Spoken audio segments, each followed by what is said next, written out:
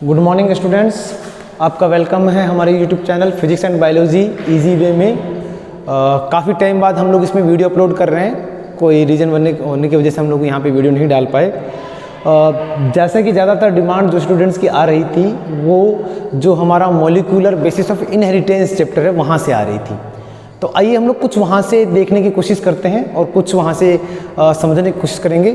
जो हमारा टॉपिक रहेगा आज हम लोग मेजरली देखते हैं, हम लोग बात कर रहे हैं आरएनए के बारे में, कुछ आरएनए के बारे में पॉइंट पढ़ेंगे। इसी प्रकार से एक बार टॉपिक डलेगा डीएनए के बारे में, जहाँ हम लोग नाइट्रोजन बेसिस के डायग्राम वगैरह बनाना सीखेंगे। साथ में न्यूक्लियोसाइड न्यूक्लियोटाइड के बारे में देखेंगे और डीएनए का डायग्राम देखेंगे। हम लोग वहाँ पे डीएनए से रिलेटेड चारगॉफ्स का जो रूल होता है उससे रिलेटेड क्वेश्चंस देखेंगे।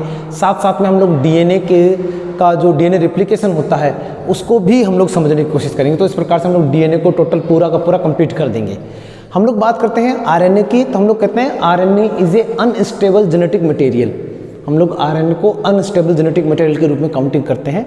कुछ जो पॉइंट होते हैं हम लोग देखते हैं कि जो सिंगल स्ट्रैंड जो आरएनए प्रेजेंट होता है हम लोग उसके भी एग्जांपल देखते हैं, चाहे वो डबल स्ट्रैंड आरएनए हो हम लोग उसकी भी बात करते हैं। तो हम लोग यहाँ मेंशन करते जाएंगे चीज़ों को कि यदि बात की जाएगी सिंगल स्ट्रैंड आरएनए की तो हमें पहले से पता है, जैसे टोबैको मोज़ेक वायरस है, पोलियो वायरस है। साथ साथ में हम लोग वहाँ पे जो है अलग अलग जो रेबीज वायरस है जहाँ पे हम लोग आरएनए को जो है हम लोग आरएनए को वहाँ पे सिंगल स्ट्रैंड आरएनए के रूप में मेंशन करते हैं। जबकि डबल स्ट्रैंड आरएनए की बात करें तो वहाँ पे रिहो वायरस है और रोटा वायरस है जो कि डबल स्ट्रैंड आरएनए के रूप में हम लोग काउंटिंग करते हैं। साथ साथ में हम लोग अच्छी तरीके से जानते हैं कि जो आरएनए है या आरएनए के लिए हम लोग जो बताते हैं कि आरएनए जो होता है वो जो अनस्टेबल जेनेटिक मटेरियल है। साथ साथ में आरएनए के लिए कुछ और पॉइंट हम लोग अगर देखना चाहें तो हमें बताया जाएगा कि जो आरएनए है रियल में ये कहा जाता है कि जो अगर आरएनए की बात की जाए, आरएनए के लिए हम लोग कुछ शॉर्ट ट्रिक देखेंगे और मेजरली 3 टाइप्स के आरएनए को हम लोग पॉइंट पढ़ेंगे। और उनके लिए कुछ 2 शॉर्ट ट्रिकों के थ्रू हम लोग उसको समझने की कोशिश करेंगे। हम लोग मेंशन करेंगे, जैसा कि हम लोग देख रहे हैं यहाँ पे आरएनए को हम लोगों ने बताया है कि ribosomal RNA, messenger RNA, transfer RNA. ठीक है, राइबोसोमल आरएनए की बात की जाए तो हम लोग कहेंगे राइबोसोमल आरएनए का जो 60% जो पार्ट्स होता है वो कॉइल्ड होता है। आरएनए राइबोसोमल आरएनए जो होता है वो टोटल आरएनए का करीब करीब 80% होता है। ठीक है, टीआरएनए जो होता है वो 15% होता है। हम लोग टीआरएनए के बारे में भी बातचीत करेंगे। और जो एमआरएनए होता है वो 5% होता है। इस प्रकार से टोटल मिलाकर के आरएनए का 100% हो जाता है। ठीक है, हम लोग बात कर लेंगे, देख लेंगे उसके बारे में भी। तो यहाँ पर कुछ 2 शॉर्ट ट्रिक हम लोगों ने लिखी है जिसके थ्रू हम लोग समझने की कोशिश करेंगे कि वो क्या बताना चाहती हैं। जिस प्रकार से एटीएम होता है तो एटीएम में से हम लोग ए को निकाल देंगे और वहाँ पे हम लोग स्मॉल आर रख देंगे तो आरटीएम बन जाएगा। Ribosomal RNA, tRNA, messenger RNA, जो कि टोटल आरएनए के अंदर उसके कंसंट्रेशन को बताने की कोशिश करेगा। ठीक है, साथ साथ में हम लोग देखेंगे RMT, ribosomal RNA, messenger RNA और ट्रांसफर आरएनए। आरएनए पॉलीमरेज के एंजाइम जो है उसके रिगार्डिंग हम लोग देखेंगे कि जो राइबोसोमल आरएनए है जिसके बारे में हम लोग बात कर रहे हैं, इसको फॉर्मेशन करने का काम, इससे रिलेटेड जो आरएनए पॉलीमरेज एंजाइम होता है वो होता है आरएनए पॉलीमरेज फर्स्ट। जबकि एमआरएनए से रिलेटेड होता है आरएनए पॉलीमरेज सेकंड और जो टीआरएनए से रिलेटेड होता है उसका नाम होता है आरएनए पॉलीमरेज थर्ड। यदि कुछ पीछे का हम लोगों को याद रहेगा तो हम लोग मैं अपलोड करने की कोशिश करूंगा जहां हम लोग डीएनए पॉलीमरेज के बारे में भी पढ़ेंगे। DNA polymerase first, second, third, जिनको हम लोग अदर नेम के रूप में कॉर्नबर्ग के एंजाइम के नाम से जानते हैं। कॉर्नबर्ग जो साइंटिस्ट है जिन्होंने डिस्कवरी की है उनके नाम से इनको जाना जाता है, वो हम लोग बाद में देखेंगे कभी। चलिए, तो ये 2 शॉर्ट ट्रिक के द्वारा मैंने आरएनए का कुछ हल्का फुल्का सा परिचय और इंट्रोडक्शन देने की कोशिश की है। यहाँ पे जो मेजर फोकस हमारा आज की वीडियो का रहेगा वो रहेगा एमआरएनए पे, मैसेंजर आरएनए पे। ठीक है, और मैसेंजर आरएनए के बारे में हम लोग पढ़ेंगे कि मैसेंजर आरएनए को हम लोग जो है सोल्यूबल आरएनए या हम लोग इसको जो है एडेप्टर आरएनए के नाम से भी इसको जानते हैं। तो वो भी हम लोग देख लेंगे क्यों इसको कहा जाता है। चलिए हम लोग बातचीत करना स्टार्ट करते हैं, डायग्राम पे फोकस रखेंगे एमआरएनए का। मैं इसको मिटा देता हूँ ताकि ये मैंने सिर्फ समझाने के लिए बनाया है, तो हम लोग अभी वापस इसको समझ लेंगे। एमआरएनए जो है हम लोगों ने जैसा कि बताया टोटल जो आरएनए है उसका करीब करीब 1 से 5% के आसपास में ये होता है। ये जो टर्म है mRNA, ये जेकब और मोनोड ने इसको दिया है। साथ साथ में हम लोग देखेंगे कि जो इसका मॉलिक्यूलर वेट होता है वो 5 लाख से 10 लाख डाल्टन हो सकता है। ठीक है, चलिए, तो इसके साथ साथ में अगर हम लोग mRNA का डायग्राम को देखने की कोशिश करें, ईजी, मेरी कोशिश है कि हम लोग ईजी से ईजी तरीके से चीज़ों को समझ सकें। तो हम लोग देखेंगे mRNA जो होता है वो एक थ्रेड लाइक स्ट्रक्चर है, पूरा सिंगल स्ट्रैंड होता है। ठीक है, जहाँ तक आरएनए की बात है तो हमें ये पता होना चाहिए कि आरएनए बनता कैसे है। डीएनए से जब हम लोग आरएनए का फॉर्मेशन करते हैं तो उसके लिए हम लोग जो टर्म यूज करते हैं वो होती है ट्रांसक्रिप्शंस, और डीएनए की भी सिंगल स्ट्रैंड, एक अकेले स्ट्रैंड से हम लोग डीएनए से आरएनए बनाने की कोशिश करते हैं।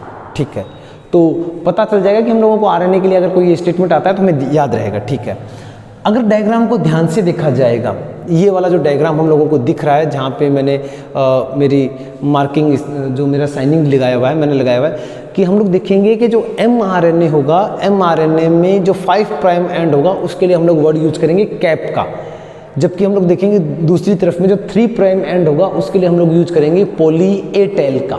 ठीक है, इसके बाद का जो रीजन आएगा उसके लिए हम लोग वर्ड यूज करेंगे UTR, अनट्रांसक्राइब रीजन, जिसको शायद मैंने यहाँ मेंशन कर दिया है, अनट्रांसक्राइब रीजन, या इसको हम लोग कहेंगे नॉन कोडोन रीजन। ठीक है, ये भी हम लोगों ने यहाँ बताने की कोशिश कर दी। ठीक है, हम लोग ये कहते हैं कि जो 5 प्राइम एंड होता है वहाँ पर मिथाइलेशन किया जाता है, यानी कि हम लोग बोलते हैं मिथाइलिन ग्वानिन ट्राइफॉस्फेट। क्यों? ताकि mRNA के अंदर म्यूटेशन की रेट को कम किया जा सके। ठीक है, बहुत अच्छी बात है। जस्ट इसके बाद में UTR जो रीजन है उसके जस्ट बाद में जो एरिया आता है वो होता है इनिशिएशन कोडोन। इनिशिएशन कोडोन, जहाँ से हम लोग आगे जेनेटिक कोड के अंदर हमें जैसा कि पता है, नीरेनबर्ग और मथाई जो है उन्होंने, साथ में हरगोविंद खुराना, उन्होंने बताया था कि जो आरएनए से रिलेटेड नाइट्रोजन बेस हैं, चाहे हम लोग बोलते हैं एडेनिन, ग्वानिन, यूरेसिल, या हम लोग बोलते हैं साइटोसिन, जो भी ये नाइट्रोजन बेस हैं, इनमें से 3 नाइट्रोजन बेसिस का कोड बनता है, जो करीब करीब हम लोग देखेंगे कितने कोड बनते हैं। तो टोटल मिलाकर के ऐसा कहा जाता है कि हम लोग वहाँ पे बात करते हैं कि जो 20 अमीनो एसिड हैं इनको कोडिंग सिस्टम से इनको क्या किया जाता है, बनाया जाता है या रखा जाता है, रिकॉग्नाइज किया जाता है। तो वहाँ पे mRNA tRNA का रोल सबसे ज़्यादा है। ठीक है, चलिए, तो हम लोग देखेंगे इनिशिएशन कोडोन जो होता है, इसको याद करने का तरीका मैं बताऊंगा अभी क्या होता है इसका। उसी प्रकार से जो लास्टिंग जो 3 प्राइम एंड है उसकी तरफ जो UTR है, उससे जो पहले का कोडोन, उससे पहले जो एरिया आएगा वो रहेगा टर्मिनेशन कोडोन या टर्मिनेशन रीजन। यहाँ पे जो कोडोन आएंगे वो आएगा टर्मिनेशन कोडोन। अब हम लोग देखते हैं कि ये इनिशिएशन कोडोन और टर्मिनेशन कोडोन का मतलब क्या है। इनिशिएशन कोडोन का मतलब होता है mRNA पे यदि ये कोडोन लगा हुआ होगा तो tRNA इससे आकर के जुड़ने की कोशिश करेगा, और tRNA के ऊपर जो अमीनो एसिड होगा उसको पहचाना जाएगा, एंटी कोडोन किया जाएगा, mRNA के कोड को एंटी कोड किया जाएगा tRNA के एंटी कोडोन लूप के द्वारा। जहाँ पे कोडोन लगा होगा साथ में उसके जो 3 प्राइम एंड होगा उसमें अमीनो एसिड लगा होगा, उसको रिकॉग्नाइज किया जाएगा। ठीक है, ये प्रोसेस ट्रांसलेशन के अंदर चलेगा। तो ये जो इनिशिएशन कोडोन होगा उसको हम लोग बोलेंगे AUG, और ये जो AUG है ये बेसिकली मिथियोनिन के लिए कोड होता है, जेनेटिक कोड होता है। उसी प्रकार से दूसरा इनिशिएशन कोडोन होता है GUG, जो कि वेलिन के लिए होता है। अगर हम लोग टर्मिनेशन कोडोन की बातें करें तो वहाँ पे UAA, साथ में वहाँ पे चलेगा UAG, साथ में चलेगा UGA। 3 हमारे जो टर्मिनेशन कोडोन या हम लोग बोलेंगे स्टॉप कोडोन रहेंगे। ठीक है, हमें बस एक ही बात पे फोकस रखना है कि यदि हमें mRNA और tRNA कंप्लीट रूप से समझ में आ गया तो हम लोग जो हैं वो ट्रांसक्रिप्शन ट्रांसलेशन का जो कॉन्सेप्ट है उसको अच्छी तरीके से समझ पाएंगे। ठीक है, चलिए, तो ये जो mRNA मैंने बनाया है हम लोगों ने देखा है इसको, इसके साथ साथ हम लोग देखेंगे जिस प्रकार से 5 प्राइम एंड पे कैप बोलते हैं हम लोग, मिथाइलेशन करते हैं, उसी प्रकार को 3 प्राइम एंड को हम लोग बोलते हैं पॉली ए टेल, और यहाँ पर हम लोग इसको बोलते हैं एडिनाइलेट या एडिनाइलेट एंजाइम यूज करते हैं यहाँ पे, यानी कि एडेनिन इसमें काउंटिंग होता जाता है, जुड़ता जाता है। ठीक है, चलिए, और मिथाइलेशन क्यों किया जाता है मैंने बता दिया, ताकि mRNA के अंदर म्यूटेशन की रेट को कम किया जा सके। ठीक, चलते हैं हम लोग आगे चलते हैं। जहाँ आरएनए के अंदर बातें की गई तो आरएनए के अंदर बताने की कोशिश की गई कि जो mRNA होता है या हम लोग आरएनए बताते हैं, वहाँ पे हम लोग सिस्ट्रोन का नाम लेते हैं। तो सिस्ट्रोन हम लोग बोलते हैं segment of DNA, cistron, recon, muton हम लोग ये बताते हैं। काफ़ी सारे क्रोमोसोम और डीएनए हम लोग इन दोनों से रिलेटेड मिला करके इसको बताने की कोशिश करते हैं। और साथ साथ हम लोग देखते हैं कि सिस्ट्रोन के बेसिस पे जब भी हम लोग कभी बताने की कोशिश करते हैं तो हम लोग बोलते हैं, दो टर्म हम लोग यूज करेंगे, उनको समझने की कोशिश करेंगे, और वो दो टर्म है पॉलीसिस्ट्रोनिक और मोनोसिस्ट्रोनिक। यहाँ पे एक ट्रिक मैंने बताने की कोशिश की है ताकि हमें पता चल जाएगा कि जो पॉलीसिस्ट्रोनिक है, पॉलीसिस्ट्रोनिक के लिए हम लोग याद रखेंगे पी, वापिस से पी का means, P means polycistronic, P means prokaryotic, यानी कि पॉलीसिस्ट्रोनिक कंडीशन प्रोकैरियोट में बनेगी जबकि मोनोसिस्ट्रोनिक कंडीशन यूकैरियोट्स में बनेगी। ठीक है, इसके साथ साथ में पॉलीसिस्ट्रोनिक का मतलब होता है कि यदि किसी mRNA के ऊपर कुछ भी जीन्स लगे हैं, किसी भी RNA के ऊपर कुछ जीन्स लगे हैं, उससे बहुत सारी प्रोटीन बन रही है, तो उसको हम लोग कहेंगे, हम उसके लिए वर्ड यूज करेंगे पॉलीसिस्ट्रोनिक। और यदि वहाँ पे एक ही जीन्स है और एक ही जीन्स से प्रोटीन बन रही है तो उसको हम लोग कहेंगे मोनोसिस्ट्रोनिक। ठीक है, तो वहाँ हम लोग मोनोसिस्ट्रोनिक कंडीशन यूज करेंगे। ठीक है, चलिए हम लोग आगे देखने की कोशिश करते हैं और इसको हम लोग आगे और समझने की कोशिश करते हैं।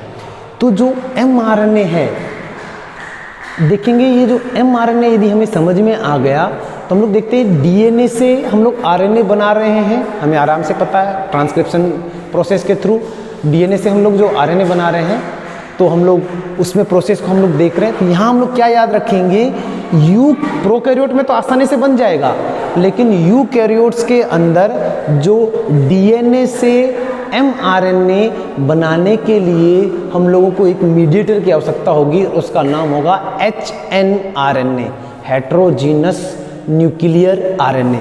तो ये जो हेट्रोजीनस न्यूक्लियर आरएनए है, इसका थोड़ा सा कॉन्सेप्ट हम लोग समझने की कोशिश करते हैं, क्योंकि प्रोकैरियोट में तो आसानी से बन जाएगा डीएनए से आरएनए, लेकिन जो हमारा यूकैरियोट्स के अंदर रहेगा वहाँ थोड़ी सी दिक्कत आने लग जाएगी।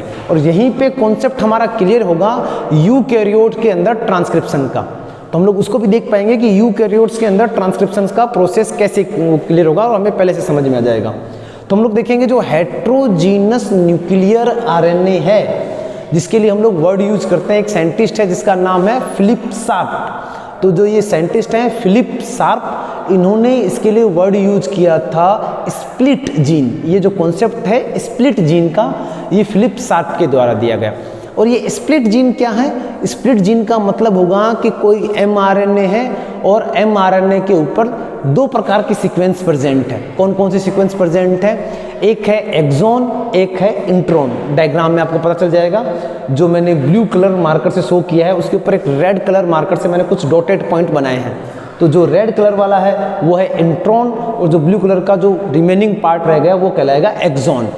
तो हम लोग देखने की कोशिश कर लेंगे, यहाँ पे डायग्राम में हमें स्पष्ट हो जाएगा। तो दो सीक्वेंस हम लोगों ने बताई है, इंट्रॉन और एक्सॉन। जो इंट्रॉन होगा हमें पता रहेगा कि इंट्रॉन के अंदर हम लोग कहेंगे कि किसी भी प्रकार की जेनेटिक इन्फॉर्मेशन प्रेजेंट नहीं रहेगी, और एक्सॉन के अंदर हमारी जेनेटिक इन्फॉर्मेशन जो है वो प्रेजेंट रहेगी। तो हम लोग क्या करते हैं, इंट्रॉन को रिमूव कर देंगे, और जब हम लोग mRNA से या उसको बनाने की कोशिश कर रहे हैं, उसको जब हम लोग निकाल रहे हैं, इंट्रॉन को रिमूवल कर रहे हैं उसका, तो उसके लिए जो वर्ड यूज किया जाएगा उसको कहा जाएगा RNA स्प्लाइसिंग। ये रहा हमारा RNA स्प्लाइसिंग। तो हम लोग देखते हैं RNA स्प्लाइसिंग का मतलब होता है रिमूवल ऑफ इंट्रॉन, यानी कि इंट्रॉन को निकाल दिया। अब जो पीछे बच गया ये कहलाएगा mature RNA, mRNA, mature mRNA, processed mRNA, इसके लिए वर्ड यूज कर सकते हैं हम लोग। ठीक है, ये कॉन्सेप्ट में यहाँ मैंने डायग्राम थोड़ा बना करके को समझाने की कोशिश की है। ये जो कॉन्सेप्ट चल रहा है, साथ में ये वाला जो कॉन्सेप्ट है, ये वाला जो कॉन्सेप्ट है, ये मैंने थोड़ा सा आप लोगों को यहाँ से बताने की कोशिश की है कि प्रोकैरियोट और यूकैरियोट्स में पॉलीसिस्ट्रोनिक और मोनोसिस्ट्रोनिक कंडीशन कैसे बनती है। ठीक है, चलिए तो अब मैं थोड़ा सा आप लोगों को बताने की कोशिश करता हूँ कि mRNA का रोल क्या है ट्रांसक्रिप्शन में, क्यों इतना इम्पोर्टेंट है mRNA। तो हम लोग देखेंगे जो mRNA है ये क्या करता है, mRNA के लिए हम लोग वर्ड यूज करेंगे कि mRNA के ऊपर कुछ कोड होगा और इसी प्रकार से mRNA काम करेगा टेम्पलेट कोडोन के रूप में, टेम्पलेट कोडोन के जैसे ये काम करेगा। तो जब mRNA टेम्पलेट कोडोन के रूप में काम करेगा तो ज़रूरी होगा कि हम लोग वहाँ पे ये जान जाएं कि कैसे टेम्पलेट। तो यहाँ पे कई बार बच्चे कंफ्यूज होने की कोशिश करते हैं कि टेम्पलेट क्या होता है, नॉन टेम्पलेट क्या होता है, सेंस स्ट्रैंड क्या होता है, एंटी सेंस स्ट्रैंड क्या होता है। अब मैं थोड़ा सा आप लोगों को सिंपली ये थोड़ा सा पूरा का पूरा ये जो कॉन्सेप्ट है ये आसानी से बता करके उसको ख़त्म कर दूंगा मैं इस टॉपिक को। आप चाहो तो इसका स्क्रीनशॉट ले सकते हो आसानी से ताकि आप लोगों की समझ में आ जाएगा। यहाँ पे एक इस कॉन्सेप्ट को आप छोड़ सकते हो। ये प्रोकैरियोट के अंदर में ये जो 2 पॉइंट लिखे हैं मैंने, सिग्मा फैक्टर और रो फैक्टर, ये आप लोग प्रोकैरियोट के अंदर ट्रांसक्रिप्शन को शो करेगा और इसी प्रकार से यूकैरियोट के अंदर ट्रांसक्रिप्शन को शो करने के लिए भी मैं पॉइंट बताऊँगा। तो आप चाहो तो इसका स्क्रीनशॉट आसानी से ले सकते हैं, कोई दिक्कत वाली बात नहीं। मैं साइड में हो जाता हूँ ताकि मेरी जो शैडो है इसमें ना आए। ले लीजिए, थैंक यू, आपने इसका ले लिया होगा स्क्रीनशॉट। तो चलिए मैं बताने की कोशिश करता हूँ कि आखिर क्या कॉन्सेप्ट है टेम्पलेट का। तो हम लोग देखेंगे जो डीएनए के एक स्ट्रैंड से आरएनए बनाया जा रहा है, तो जिस प्रकार से DNA replication always occurs in 5 prime to 3 prime direction, और ये बनेगा कैसे, किस डायरेक्शन, कौन से वाले से बनेगा, तो इसके सामने जो स्ट्रैंड होगा उसकी डायरेक्शन होगी 3 प्राइम से 5 प्राइम तक, ठीक है। तो ये जो 3 प्राइम से 5 प्राइम तक डायरेक्शन होगी ये कहलाएगी टेम्पलेट। इसके अपोजिट हम लोगों को जो भी फॉर्मेशन करना हम लोग कर रहे हैं, ठीक है। चलिए, टेम्पलेट स्ट्रैंड के सामने वाला जो स्ट्रैंड है, जो बना नहीं रहे उसकी बात नहीं करें, जो है पहले से अवेलेबल है, प्रेजेंट है, उसके लिए हम लोग वर्ड यूज करेंगे नॉन टेम्पलेट स्ट्रैंड। यहाँ थोड़ा सा समझिएगा, जो टेम्पलेट स्ट्रैंड होगा उसी को, जैसे मैंने यहाँ लिखा है, जो टेम्पलेट स्ट्रैंड होगा उसी को ही हम लोग कहेंगे नॉन कोडोन स्ट्रैंड। साथ साथ में हम लोग उसी के लिए वर्ड यूज करेंगे एंटी सेंस स्ट्रैंड, याद रखिएगा, एंटी सेंस स्ट्रैंड। तो जो साथ में बच गया, कौन सा बच गया, जो नॉन टेम्पलेट बच गया। यहाँ देखिए थोड़ा सा समझने वाली चीज़ है, जो नॉन टेम्पलेट स्ट्रैंड है वो हमारा कहलाएगा सेंस स्ट्रैंड, साथ साथ में कोडोन स्ट्रैंड। लेकिन वहाँ किसी भी प्रकार का कोडिंग नहीं होगी, हम लोग कुछ भी नहीं करेंगे वहाँ पे, यानी उसको हम लोग यूज ही नहीं करते, लेकिन फिर भी उसके लिए वर्ड यूज किया जाएगा सेंस स्ट्रैंड और कोडोन स्ट्रैंड का। तो इसको ऐसे तो समझ में नहीं आएगा, तो इसको हम लोग डायग्राम में समझने की कोशिश करते हैं ताकि हमारे माइंड में सेट हो जाए। ये क्यों बताया गया, ये इसलिए बताया गया कि अगर मैं थोड़ा सा क्विक तरीके से बताने की कोशिश करूँ कि प्रोकैरियोट और यूकैरियोट में ट्रांसक्रिप्शन कैसे होता है, तो कैसे बताएंगे आप देखिएगा। प्रोकैरियोट के अंदर सबसे पहले क्या होगा, जो हमारा डीएनए होगा, डबल स्ट्रैंड वाला डीएनए है। हम लोग क्या करते हैं, क्योंकि हमें आरएनए बनाना है, माइंड में याद है, डीएनए है। डीएनए का जो 3 से 5 प्राइम वाला एंड है, जो कि हमारा टेम्पलेट स्ट्रैंड है, उसी के ऊपर हम लोग कुछ करने की कोशिश करेंगे। हम लोग वहाँ बनाने की कोशिश करते हैं और वहाँ हम लोग क्या देखते हैं कि वहाँ पे हमारे पास में एक फैक्टर आएगा जिसका नाम रहेगा सिग्मा फैक्टर, ठीक है। सिग्मा फैक्टर आया, वहाँ पे हम लोग क्या करने की कोशिश करेंगे, जो mRNA उसको बनाने की कोशिश करेंगे 5 प्राइम से। फिर हम लोग वहाँ पे कुछ न्यूक्लियोटाइडों को ऐड करते जाएंगे, तो न्यूक्लियोटाइड ऐड होते जाएंगे। फिर हमारे पास में लास्टिंग में जा कर के इनिशिएशन, इलोंगेशन, टर्मिनेशन, जो हम लोग ये जो शब्द यूज करते हैं बार बार, हमारे पास में आएगा रो फैक्टर। तो हम लोग टर्मिनेशन, ये प्रोकैरियोट की बातें चल रही हैं, टर्मिनेशन के अंदर हम लोग बताने की कोशिश करते हैं रो डिपेंडेंट और रो इंडिपेंडेंट। जो रो डिपेंडेंट होगा, तो रो डिपेंडेंट के अंदर हम लोग क्या कहेंगे कि यदि रो फैक्टर आया और उसी टाइम पे कोई स्टॉप कोडॉन आ गया तो ठीक है, तो रो डिपेंडेंट, वरना रो इंडिपेंडेंट। यहाँ एक बात याद रखिएगा कि जो हमारा ट्रांसक्रिप्शन, खासकर प्रोकैरियोट के अंदर ट्रांसक्रिप्शन होगा, उसमें किसी भी प्रकार का पोस्ट ट्रांसक्रिप्शनल मॉडिफिकेशन प्रेजेंट नहीं होगा, ये हमें पता होना चाहिए। लेकिन यूकैरियोट्स के अंदर होगा, वहाँ हो जाएगा, क्योंकि प्रोकैरियोट्स के अंदर, कारण क्या है, प्रोकैरियोट्स के अंदर न्यूक्लियस जो है वो ज़्यादा डेवलप नहीं है और यूकैरियोट्स के अंदर न्यूक्लियस डेवलप है। तो इसका मतलब वहाँ सारा काम न्यूक्लियस के अंदर चलता जाएगा। इसीलिए तो जो हम लोगों ने सेकंड टर्मिनोलॉजी यूज की RMT वाली, RNA पॉलीमरेज वाली, ये हमारे काम आएगी वहाँ पे, क्योंकि हमें पता चलेगा कि मैसेंजर RNA उसके लिए RNA पॉलीमरेज सेकंड काम करेगा, तो ये सारा काम करेगा। ठीक है, चलिए, तो जिस प्रकार से हम लोगों ने प्रोकैरियोट के अंदर ट्रांसक्रिप्शन को थोड़ा सा क्विक तरीके से देखा, तो यूकैरियोट के अंदर में भी देखा जाए तो यूकैरियोट के अंदर सारा का सारा कॉन्सेप्ट चल रहा है न्यूक्लियस के अंदर। मैं इसका टॉपिक का वीडियो बना के डालने की अपलोड कोशिश करूंगा, जितने जैसे मुझे टाइमिंग मिल जाएगा तो हम लोग इसका भी अपलोड कर देंगे। यूकैरियोट्स के अंदर जो न्यूक्लियस के अंदर बनने की कोशिश करेगा, तो वहाँ हम लोग कैपिंग, स्लाइसिंग और साथ साथ में हम लोग क्या करेंगे, पॉली ए टेलिंग या टेलिंग वर्ड यूज करेंगे। वही इनिशिएशन, एलोंगेशन और टर्मिनेशन वाली चीज़ें रहेंगी सारी की सारी। तो जो अभी भी हम लोगों ने यहाँ पे कैपिंग, टेलिंग या पीछे हम लोगों ने स्लाइसिंग या हम लोगों ने बोलता है स्प्लाइसिंग जो वर्ड यूज किया, ये सारे के सारे हम लोग यूकैरियोट्स के अंदर वर्ड यूज कर रहे हैं। चलिए, आप लोगों का बहुत बहुत धन्यवाद। ये बीच से मैंने टॉपिक उठाया है, जो इसके भी पहले के भी वीडियो अपलोड होंगे जिसके अंदर हम लोग DNA को कंप्लीट रूप से करेंगे। मैंने ये इसलिए उठाया ताकि हम लोग एक ही वीडियो के अंदर या 2 वीडियो के अंदर हम लोग mRNA और tRNA का कॉन्सेप्ट समझ पाएँ। ये कन्फ्यूजन पैदा कर देते हैं कई बार। तो जब ये mRNA और tRNA समझ में आ जाएगा तो ट्रांसक्रिप्शन ईजिली समझ में आ जाएगा, ट्रांसलेशन ईजिली समझ में आ जाएगा, जेनेटिक कोड ईजिली समझ में आ जाएगा, और इससे रिलेटेड जो भी डिफिकल्टीज आती है वो क्लियर हो जाएगी हमारी। ये तो था हमारा mRNA। चलिए, अब हम लोग देखते हैं tRNA को, और tRNA के बारे में कुछ पॉइंट और उस पर चर्चा करते हैं, ताकि mRNA और tRNA दोनों का कॉन्सेप्ट हम लोग समझेंगे, ताकि हमें ट्रांसक्रिप्शन और ट्रांसलेशन कंप्लीट रूप से समझ में आ जाए अच्छी तरीके से। चलिए, तो जैसा कि मैंने पिछली क्लास में बताया था, लेकिन मैं डायग्राम नहीं बना पाया था, तो पिछली क्लास में हम लोग बात कर रहे थे टेम्पलेट स्ट्रैंड और उसको समझने की। तो मैं थोड़ा सा यहाँ बताने की कोशिश कर देता हूँ कि अगर DNA के 2 स्ट्रैंड प्रेजेंट हैं और उन 2 स्ट्रैंड के अंदर में हम लोग देखेंगे, एक हमारा होगा अपस्ट्रीम, एक होगा डाउन स्ट्रीम, हम लोग देखेंगे।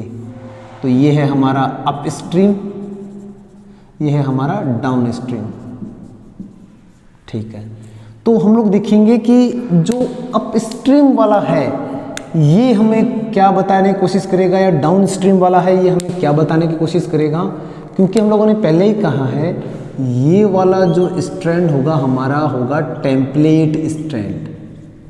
तो जो टेम्पलेट स्ट्रैंड हमारा होगा ये हमारा टेम्पलेट स्ट्रैंड है, तो ज़रूर ये 3 प्राइम से 5 प्राइम हो रहा होगा, ये 5 प्राइम से 3 प्राइम की तरफ हो रहा होगा। तो हम लोग ये कह सकते हैं कि जो अपस्ट्रीम एलिमेंट होते हैं वो 5 प्राइम की तरफ होते हैं, जो डाउन स्ट्रीम एलिमेंट होते हैं वो 3 प्राइम की तरफ होते हैं। यहाँ पे एक बात और मेंशन करनी चाहिए कि जैसा कि हम लोगों ने पिछली क्लास में कहा था, जो टेम्पलेट स्ट्रैंड होता है ये एंटी सेंस स्ट्रैंड होता है, नॉन कोडोन स्ट्रैंड होता है, जबकि ये जो अपोजिट वाला है ये वाला हमारा टेम्पलेट की जगह, जो सामने टेम्पलेट है उसकी जगह हम लोग क्या बोलेंगे, इसको हम लोग खासकर हम लोगों ने कहा था कि इसी को हम लोग सेंस स्ट्रैंड और कोडोन स्ट्रैंड कहेंगे। तो उस टाइम मैंने कहा था डायग्राम बना के बताएंगे हम लोग, लेकिन डायग्राम नहीं बना पाए। चलिए कोई बात नहीं, अब हम लोग आगे चलते हैं और tRNA से रिलेटेड कुछ फैक्ट देखने की कोशिश करते हैं, उसको समझने की कोशिश करते हैं और डायग्राम पे फोकस रखेंगे हम लोग देखेंगे जो tRNA है, जिस प्रकार से mRNA DNA से बनाया जा रहा था उसी प्रकार से tRNA भी बनाया जाता है। तो tRNA हम लोग बोलते हैं कि सिंगल स्ट्रैंडेड बनता है, बनने की वही डायरेक्शन 5 प्राइम से 3 प्राइम रहेगी। ठीक है, मॉलिकुलर वेट इसका करीब करीब 25,000 to 40,000 डाल्टन के आसपास रहेगा, लेकिन ये काफ़ी सारा फोल्ड हो जाता है। जो हमारा tRNA बहुत सारा फोल्ड हो जाता है, जिसकी वजह से क्या होता है कि कई बार ऐसा महसूस होता है कि डबल स्ट्रैंड है ये। ठीक, कोई बात नहीं। चलिए अदर नेम की बात करें तो सोल्यूबल RNA और अडप्टर RNA के रूप में भी इसको जाना जाएगा। जो mRNA था उसको हम लोग टेम्पलेट RNA के रूप में जानते थे, ये अलग से नाम हम लोग उसका बोलते हैं। तो हम लोग देखेंगे इसका जो मॉडल है उस मॉडल का नाम है क्लोवर लीफ मॉडल, और हम लोग देख लेते हैं ये किसने दिया है, ये रॉबर्ट होले ने दिया है। ये है क्लोवर लीफ मॉडल, पता है बहुत फेमस मॉडल है, इसलिए इसके बारे में काफ़ी लोगों को पता है। आइए हम लोग इसके डायग्राम को समझने की कोशिश करें, जो कि RNA का जो tRNA का डायग्राम है। आइए इस पे फोकस रखते हैं, देखिएगा आराम से इसको समझने की कोशिश कीजिएगा। ये है हमारा फर्स्ट, हम लोग बोलते हैं इसका फर्स्ट हम लोग पॉइंट बोलते हैं। तो फर्स्ट पॉइंट में हम लोगों ने कहा कि जो हमारा tRNA होगा उसकी जो 3 प्राइम एंड होगा उसके ऊपर में एक सीक्वेंस रहेगी और वो सीक्वेंस रहेगी ACC सीक्वेंस, और उसी सीक्वेंस में सबसे ऊपर जो ग्रुप रहेगा वो रहेगा हाइड्रोक्सिल ग्रुप। अमीनो एसिड आएगा और यहाँ अटैच हो जाएगा बाद में आकर के, इसीलिए इसको कहा जाता है activated amino acid attachment site. फिर से एक्टिवेटेड अमीनो एसिड अटैचमेंट से यहीं आकर के अमीनो एसिड जुड़ेगा। कौन सा अमीनो एसिड? जो कि 20 टाइप्स के जो अमीनो एसिड है उनमें से कोई भी अमीनो एसिड आकर के यहाँ जुड़ जाएगा। ठीक है, आगे क्या करेगा हम लोग देखेंगे। फिर इसी से हम लोग आगे चलते जाते हैं तो हम लोग देखते हैं कि इसके बाद में इसमें कुछ 2 हिस्से हम लोग अगर मेजरली देखें समझने के लिए, तो इसके जितने भी इसमें एक तो स्टेम एक लूप, ये 2 वर्ड हम लोग देखते हैं। तो ये वाला जो हिस्सा है ये वाला होता है स्टेम, और ये जो इसके लास्टिंग में जाकर के गोल गोल सर्कल जैसा बन जाता है, हाफ सर्कल जैसा बन जाता है, इसको बोलते हैं लूप। अंतर बस एक ही है, स्टेम के अंदर हाइड्रोजन बॉन्डिंग होगी, हाइड्रोजन बॉन्ड प्रेजेंट होगा, लूप के अंदर किसी भी प्रकार का हाइड्रोजन बॉन्ड प्रेजेंट नहीं होगा। ठीक है, ये हमारा सेकंड वाला है जिसको हम लोगों ने बोला T sign C. T means thymine, sign means pseudo uracil, और जो सी मीन्स होता है साइटोसिन। ये एक सेकंड लूप है। ये सेकंड लूप क्या काम करेगा? तो पता चला ये सेकंड लूप tRNA को राइबोसोम से अटैच करने में मदद करेगा, यानी कि अगर ये राइबोसोम से अटैच होता है तो यहीं से अटैच होता है। ठीक है, जैसे हम लोग बोलते हैं ना, हम लोग अधिकतर बताते हैं कि APE, ऐसे हम लोग डायरेक्शन बताते हैं वहाँ पे कई बार उसके लिए, राइबोसोम के अंदर जो डायरेक्शन बनती है इनकी, तो हम लोग देखेंगे बाद में ट्रांसलेशन के अंदर है वो। तो हमें पता रखना चाहिए टी साइन सी ये सेकंड वाला लूप है, इसके साथ में एक वेरिएबल आर्म आती है। फिर उसके बाद में सबसे जो इम्पोर्टेंट पॉइंट रहेगा वो रहेगा हमारा थर्ड वाला पॉइंट, जिसको हम लोग बोलेंगे एंटी कोडोन लूप।